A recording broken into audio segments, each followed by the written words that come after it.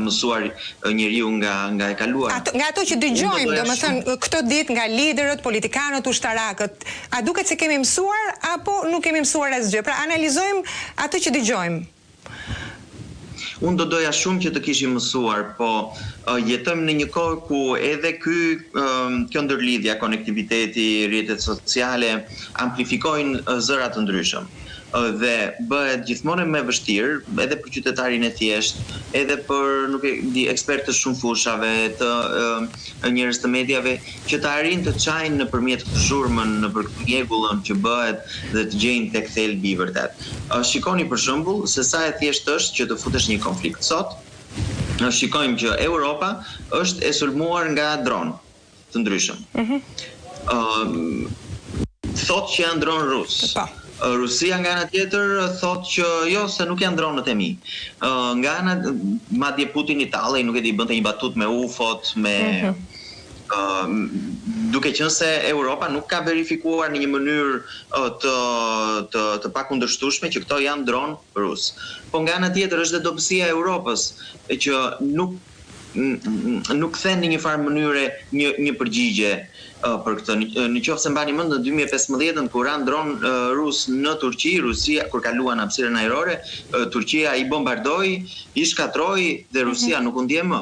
Pra tregoi forcë, ndërsa Europa nuk e tregon këtë forcën, dhe është mes kësaj, mes problemeve që ka të mbartura në dekada, probleme kulturore, probleme ekonomike, kësaj mungesës së një mbrojtje të vërtet, këtij konfliktit me Rusin, që ato po mund të jenë dronë rus, po si bëhet që t'i shmangim ato, sepse është kollaj që të futesh pastaj në një konflikt, nëse sulmohet një vend i NATO-s, nëse Europa kalon në këtë, vazhdon në këtë rrugën e vet të dobësisë së vazhdueshme.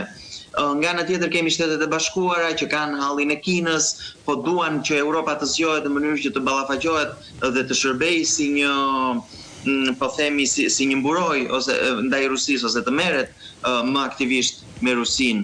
Po kjo kërkon një Europë më të zgjuar.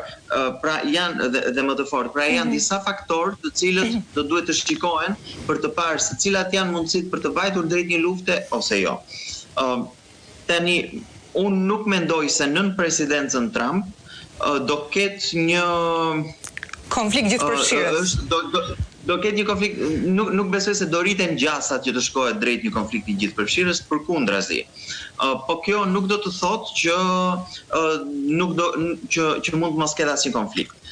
Sepse konfliktet mund të jenë të formave nga më të ndryshme, konflikt është edhe kur ke sulme kibernetike, konflikt është edhe kur një shtet ndërhyn në zgjedhjet e një shteti tjetër, konflikte janë edhe vatra të ndryshme që mund të dalin, mund të inkurajohen nga aktorë të ndryshëm geopolitik për të rizgjuar konfliktet e vjetra, siç pam që vazhdonin konfliktet mes Azerbajxhanit dhe Armenisë, ndërkohë që presidenti Trump erdhi dhe mbylli një vatër konflikti të rëndësishëm.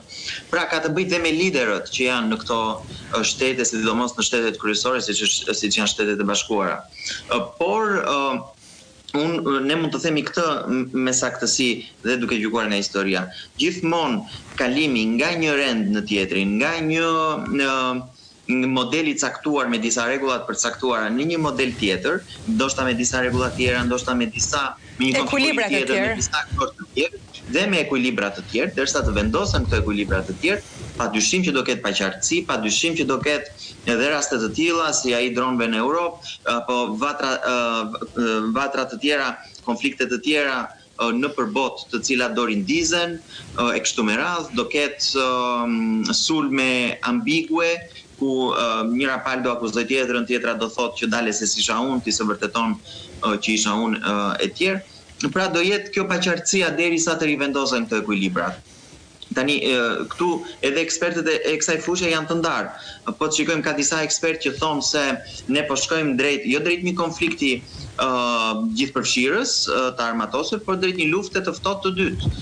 Disa të tjerë thonë që nuk ka për të pasur një luftë tjetër të dytë, por zonat e influencës do jenë të përcaktuara dhe palët do përpiqen të kenë një farë komunikimi me njëri tjetrin, po pa një ndërveprim shumë të madh dhe pa ndonjë konflikt, po themi si ai luftës së ftohtë ku ishin tensionet pak a shumë. Ndaj nuk është se ka një konsensus këtu Gjithsesi duket si një fushë e minuar, po, duket si një fushë e minuar. Pa diskutim.